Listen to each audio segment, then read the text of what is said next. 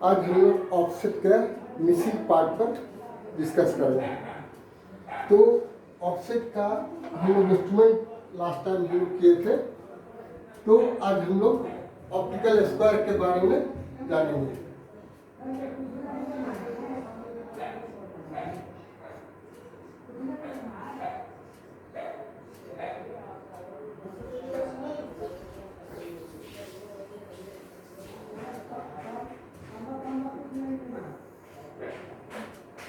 तो optical square क्या है? ये असल में हम इसका प्लान ड्रॉ कर दे रहे हैं।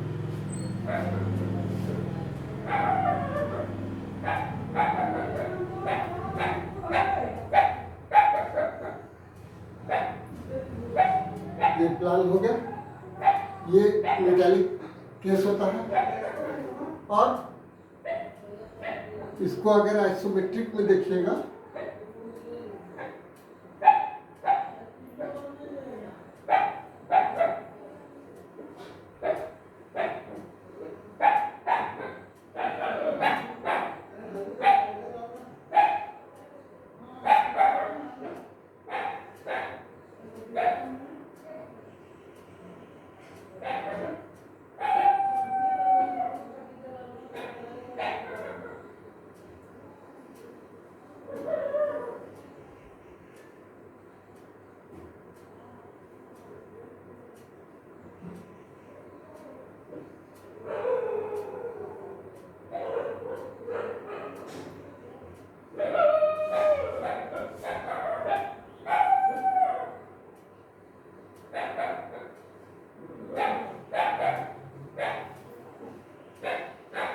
ये यहाँ जो वैकेंट होता है इसमें किस तरह का ऑब्स्ट्रक्शन नहीं है।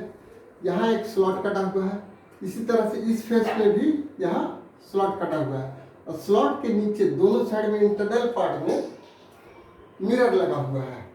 तो मिरर लगा हो तो यहाँ पर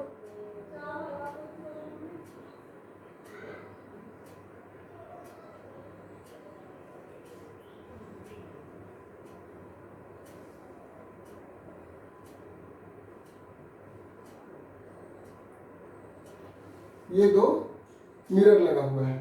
तो स्लॉट से हम क्या करते हैं, इधर भी जो स्लॉट है, इधर का स्लॉट को हम डॉटेड लाइन से दिखला देते हैं।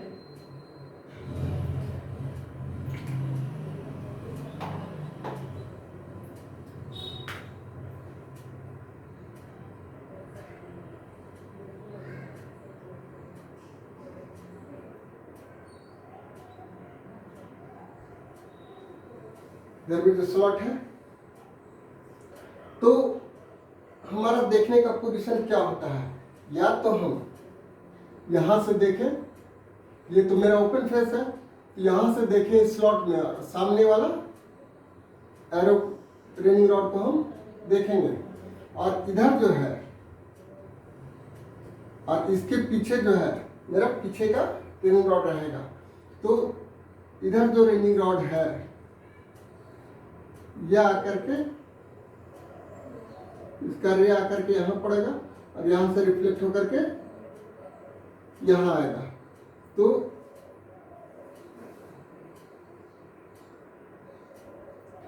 ये इस मिरर में हमें ये रेनिंग रॉड दिखेगा।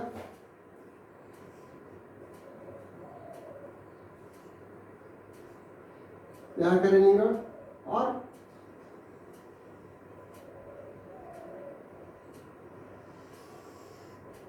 ये जो लाइन है, तो अब देखो कि दोनों ये रेनिंग रॉड का जो लाइन है ये सीधा पार कर रहा है, और ये रेनिंग रॉड का जो इमेज है ये दोनों एक लाइन में नहीं है। तो हम अपना पोजीशन चाइल्ड लाइन पर आगे पीछे करेंगे, तो एक समय ऐसा आएगा ये रेनिंग रॉड का इमेज और ये रेनिंग रॉड डायरेक्टली जो हम देख रहे हैं दोनों एक लाइन में आ जाए। तो जब ये एक लाइन में आ जाएगा, यानी कि ये जो चाइल्ड लाइन है इसके परपेंडिकुलर डायरेक्शन में ये मेरा रेनिंग रॉड है, तो उस चाइल्ड लाइन का उस पॉइंट से हम ये डिस्टेंस ले लेंगे, तो ये राइट एंगल पर मिलेगा। और इसके नीचे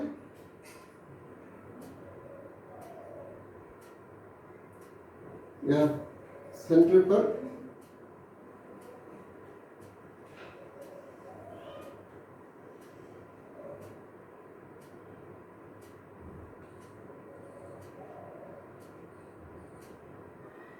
एक हैंडल लगा हुआ है।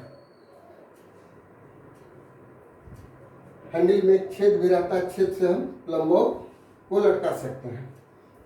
तो इस तरह से ये जो है इसको प्रैक्टिकली जो है, या तो अगर हम इस साइड देख रहे हैं तो ये हम यहाँ से डायरेक्ट देखेंगे और इस स्लॉट में देखेंगे। तो इस स्लॉट में देखेंगे तो क्या होगा, इस स्लॉट से देखेंगे तो इमेज हमारा इधर से आकर के इस पर पड़ेगा, यहाँ पड़ेगा, यहाँ से ये रिफ्लेक्शन यहाँ आएगा। दोनों साइड से हम कर सकते हैं, राइट और लेफ्ट। तो इसका वर्किंग जो इमेज है वो जस्ट इमेजिन करो, ये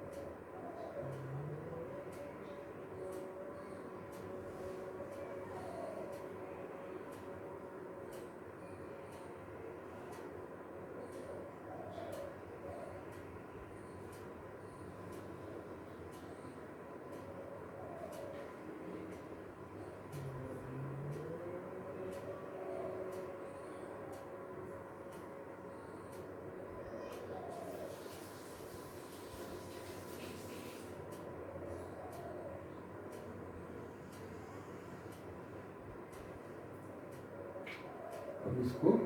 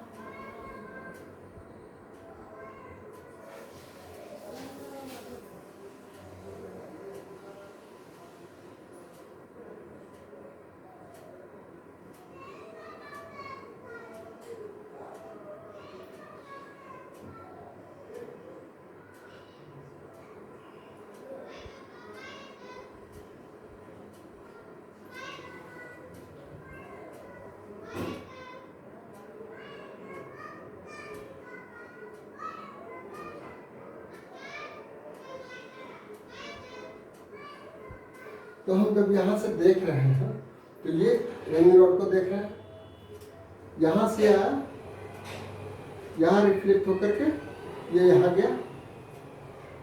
तो ये जब यहाँ गया तो इसका इमेज यहाँ आया, यहाँ से इसका इमेज यहाँ आया, और ये रेनिंग रॉड, इसका इमेज और रेनिंग रॉड दोनों जब स्ट्रेट लाइन बना दे, यहाँ पर जैसे ये मेरा रेनिंग रॉड दिख रहा है, यहाँ ये मेरा मिरर है,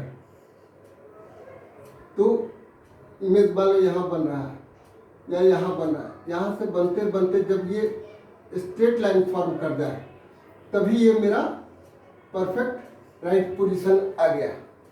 जब स्ट्रेट लाइन फॉर्म कर गया तो तब ये मेरा यहाँ ये राइट एंगल पर, ये दोनों ये लाइन और ये लाइन राइट एंगल पर आ जाएगा।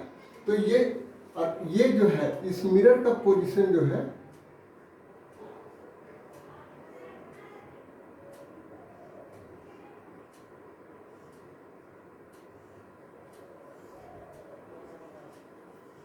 ये 45 डिग्री पर इंक्लाइंड है।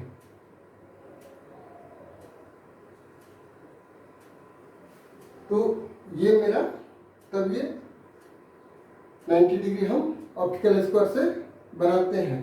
तो 90 डिग्री ड्रॉ करने के लिए क्या क्या इंस्ट्रूमेंट हो गया, ऑप्टिकल स्क्वायर हो गया और क्रॉस स्टाफ हो गया।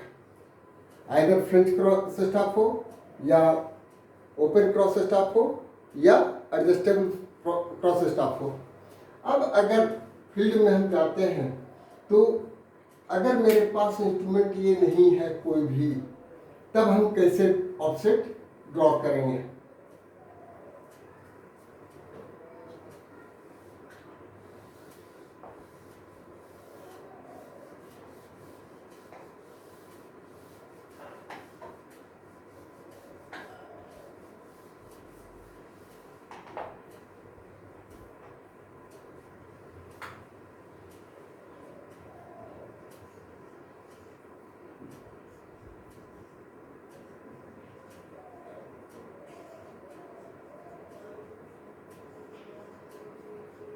Offset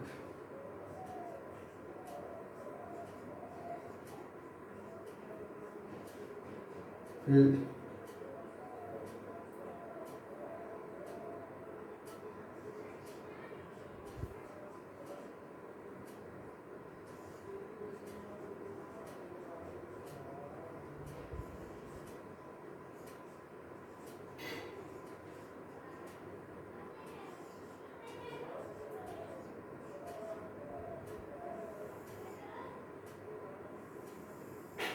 to take offset in field with scan and tape only।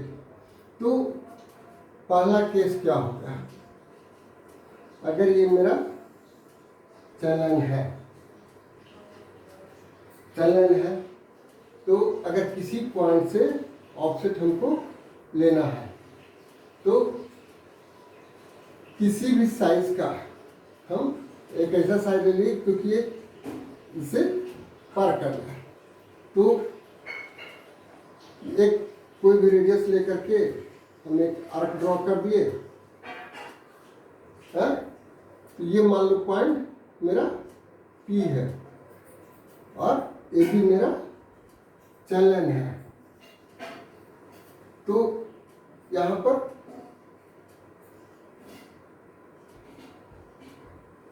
CD मिला तो PC equal to PD।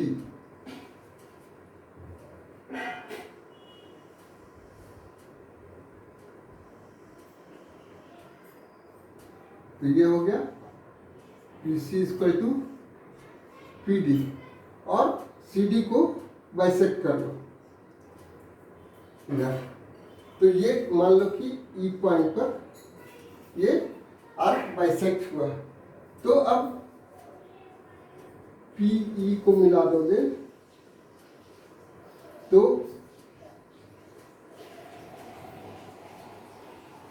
PFE line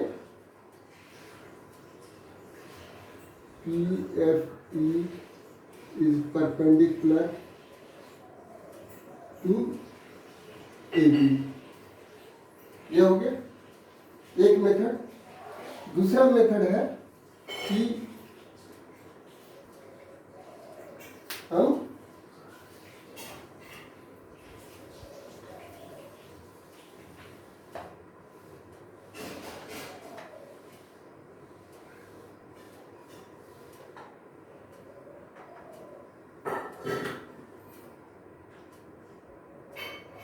दूसरा मेथड है, कोई भी एक चैन लाइन है मेरा ए बी, कोई एक पॉइंट पी है, इससे हमको ऑफसेट ड्रॉ करना है। कोई भी एक इंक्लाइन लाइन ले लिए जो कि इजिली बाइसेक्टेबल हो, तो मेजरमेंट के अनुसार, तो इसको ये हम मान लीजिए कि ये सी हो गया, तो और इसको बाइसेक्ट किए डी पर, ठीक है, यानी कि C D equal to D P, और डी को सेंटर लेते हुए एक आर्क काटे,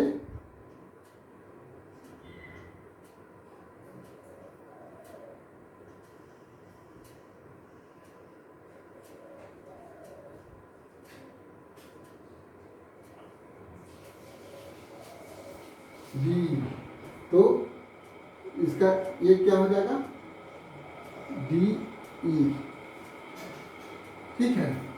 तब डी लिए तो पी ई को मिला देंगे,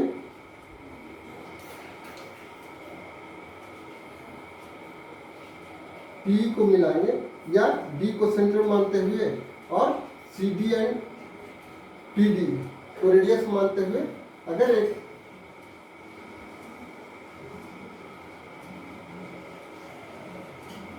सेमी सर्किल ड्रॉ करो तो ये ई से पास करेगा और ई पॉइंट को पी से मिला देंगे, तो हो जाएगा मेरा P is perpendicular to A B. एक मेथड ये हो गया। दूसरा मेथड है कि अगर चाइल्ड लाइन पर कोई पॉइंट है और उससे हमको परपेंडिकुलर लाइन ड्रॉ करना है, तो वो कैसे करेंगे।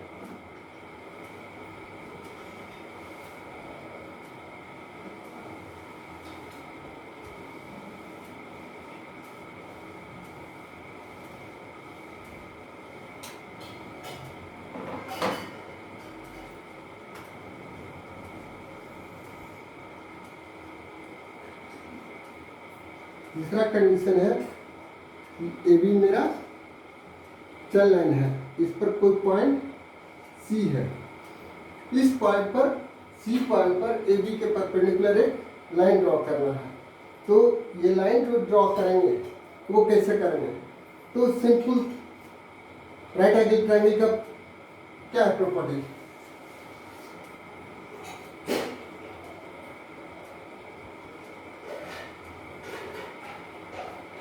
अगर राइट एंगल है तो ये हो गया H, ये हो गया P, ये हो गया B, तो इस मेथड को कहा जाता है 3-4-5 मेथड। तो H इक्वल टू क्या होता है, H equal to A square plus B square का अंडर रूट है। तो अगर एक को मान लीजिए कि हम ये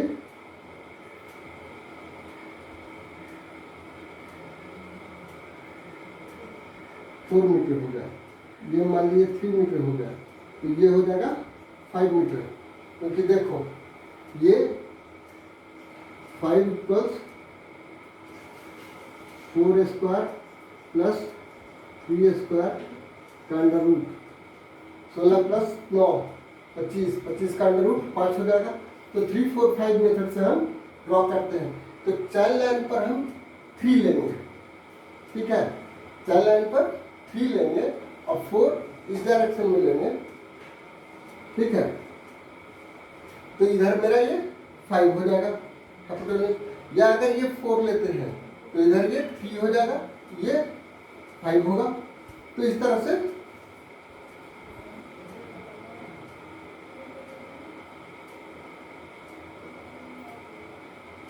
इधर ले लिए हम सी डी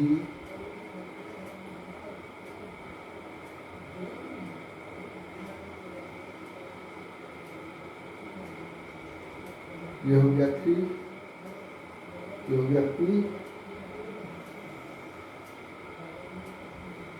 ये लेंगे 5। तो ये कैसे हम बनाएंगे? अगर C पर हम 0 रखते हैं तो इसका पॉइंट का मालूम है हमको, चाइल्ड लाइन पर D, तो ये 4 मीटर यहाँ ले लिए। 4 मीटर से 4 + 5 कितना हो जाएगा? 9। तो यहाँ पर हो गया, अगर हम इस तरह से बढ़ रहे हैं तो यहाँ पर हो गया 4, यहाँ पर इस पॉइंट पर हो जाएगा 4 + 5 = 9, और इस पॉइंट पर फिर जो है यहाँ 0 से शुरू किए और इधर से जो आएगा ये क्या हो जाएगा? 9 + 3 = 12। तो 0 और 12 को हम एक साथ रखेंगे, यहाँ 4 मीटर पर इसको पकड़ेंगे और 9 मीटर को स्ट्रेच करके रखेंगे कि ये भी खींचा हुआ रहे और ये भी खींचा हुआ रहे स्ट्रेट। तब जो पॉइंट मिलेगा ये मेरा पॉइंट P मिलेगा। तो ये राइट एंगल हमारा फॉर्म करेगा। लेकिन अगर कोई भी लाइन, टेप जो है, टेप का कोई भी पार्ट अगर मेरा लूज है तो वो परफेक्ट ऑफसेट नहीं बनाएगा, राइट एंगल पर नहीं मिलेगा। इसलिए टेप का तीनों पार्ट जो है, ये और ये तीनों फुल स्ट्रेच होना चाहिए, पूरा खींचा हुआ होना चाहिए कि उसमें कहीं भी कोई लूज नहीं रहे कोई पार्ट। इसलिए हमारा तब जो है ये मेरा बनेगा राइट एंगल ट्रायंगल। और तब PC जो होगा, तब मेरा PC जो होगा ये परपेंडिकुलर टू AB। तो इस तरह से हम ऑफसेट लेते हैं चैन और टेप की मदद से। अब है एक और मेथड है, ये परपेंडिकुलर चाइल्ड लाइन पर अगर ये ड्रॉ करना है ऑफसेट,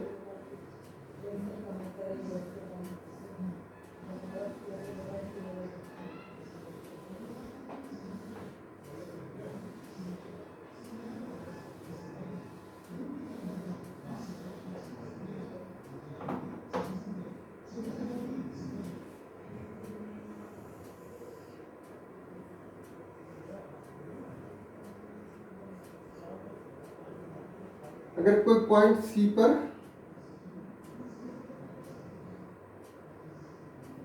हमको परपेंडिकुलर ड्रॉ करना है तो किसी भी रेडियस का आर्क लिए और चाइल्ड लाइन पर ही हम काट लिए। तो यह हमको मिल गया DE। ठीक है। अब C से या D से थोड़ा बड़ा साइज का रेडियस लेकर के हम एक आर्क काटे इधर और इधर, और सेम रेडियस से हम E को सेंटर लेकर के काटे यहाँ यहाँ। अब ये दोनों बाइसेक्टर पॉइंट को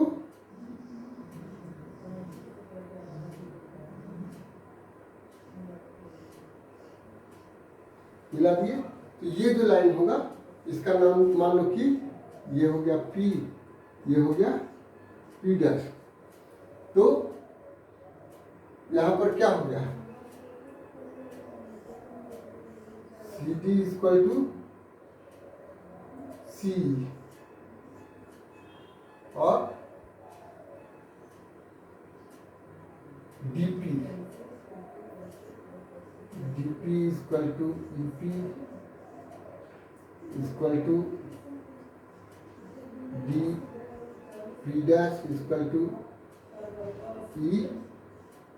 EP'।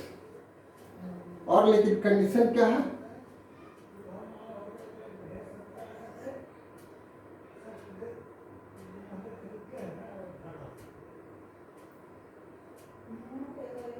CD is smaller than DP।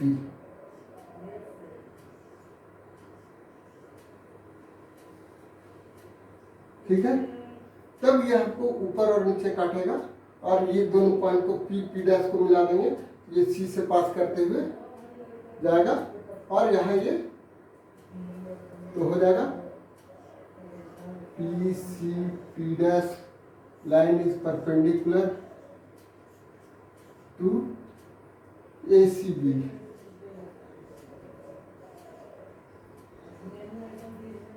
ठीक है, तो इस तरह से हम ऑफसेट ड्रॉ करते हैं। लेकिन ऑफसेट ड्रॉ करने में कोशिश ये करना है कि ज़्यादा लंबा ऑफसेट न लें, ठीक है।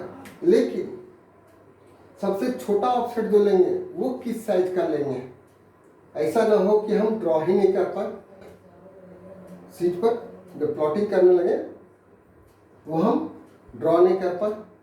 तो इसके लिए जो है कि ये लिमिटिंग है, ऑफसेट का लिमिटिंग लेंथ।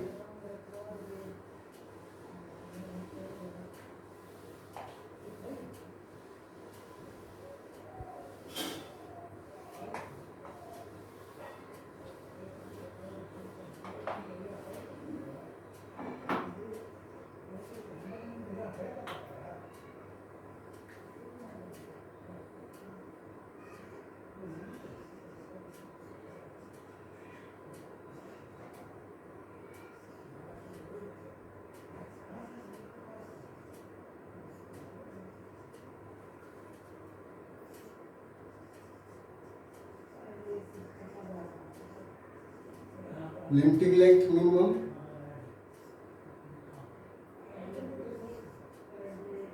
of offset। तो इसमें क्या है, दो पार्ट होता है इसमें। एक हो गया कि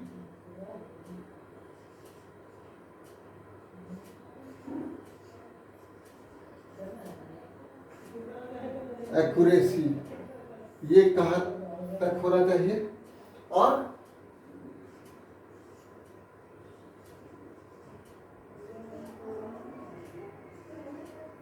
ड्राइंग स्केल,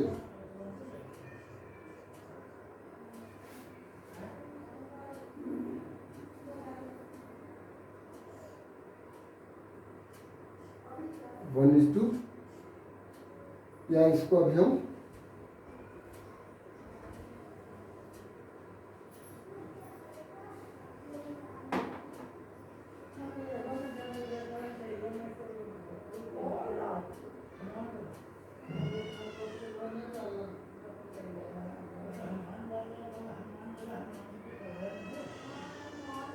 इसको अभी हम एस मान लेते हैं और इसको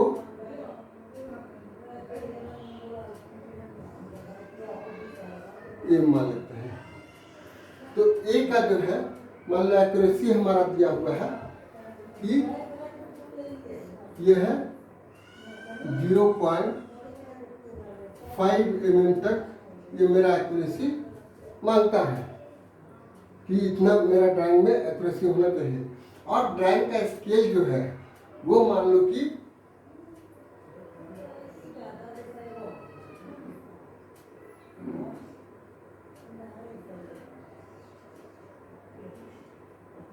1 cm इक्वल टू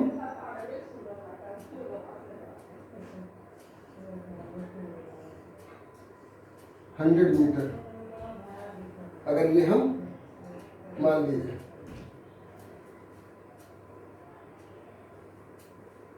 ठीक है, या 1:200 ही बहुत रहेगा। इसको मान लो कि ये मेरा है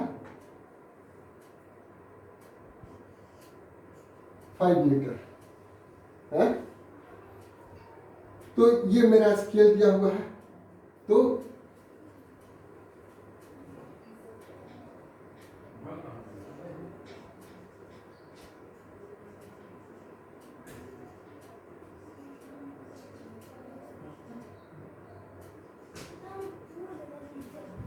limiting length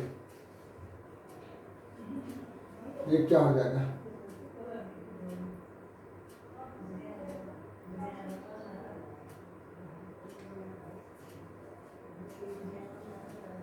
limiting length equal to हो गया ए इंटू एस, और इतना इक्वल टू हम ये लिख सकते हैं 1:, ये क्या हो जाएगा 5 मीटर इक्वल टू कितना सेंटीमीटर, 500 हो जाएगा। तो ये हो गया 1:500। ठीक है, तो अब ये क्या है, चाहे किसी से भी ले लें तो ये सेंटीमीटर और मीटर में है, तो हम इस पार्ट को कंसिडर करते हैं लेने में, इसका ये पार्ट कंसिडर होगा। तो ये हो गया मेरा 0.5 बाई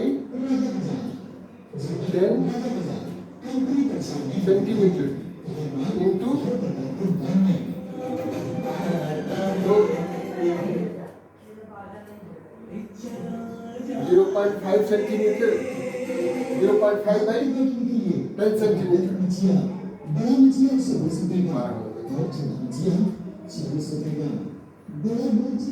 तो 0.5 बाई 10 सेंटीमीटर हो गया, और इंटू 5 मीटर।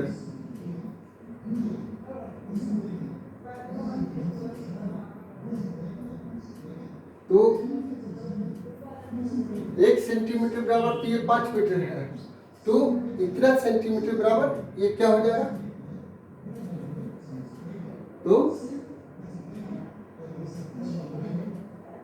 0.05 इंटू 5, ये इतना मीटर हो गया। ठीक है, ये इसको सेंटीमीटर में, तो यहाँ से ये सेंटीमीटर आ गया, सेंटीमीटर का इक्विवेलेंट आ गया। तो अब हम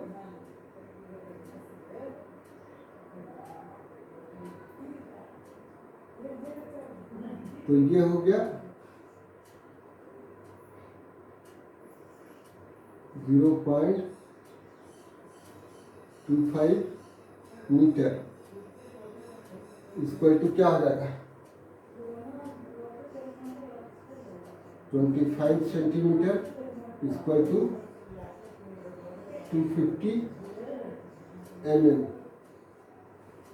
ठीक है, और अगर रेशियो में हम लेते हैं तो सीधा सीधे हम ले लेते हैं 0.5 mm into 500,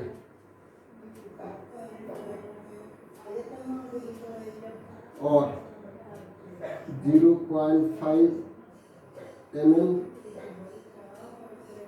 into 500 equal to